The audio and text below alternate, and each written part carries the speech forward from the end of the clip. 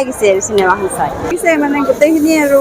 মানে যিখিনি আগতে মানে কি ককালতে ৰাতি আৰু হাতী প্ৰথমখন মানে যেনেকুৱা এটা হেৰি আছিল আৰু এইখন নতুন মানে কিছুমান হেৰি সংযোগ কৰিছে সেইবিলাক ভাল লাগিছে আৰু ভাল লাগিল বহুতে ভাল লাগিল চাই পিনে কাহিনী অভিনয় ধুনীয়া হৈছে সকলোখিনিয়ে ধুনীয়া হৈছে বহুত ভাল লাগিছে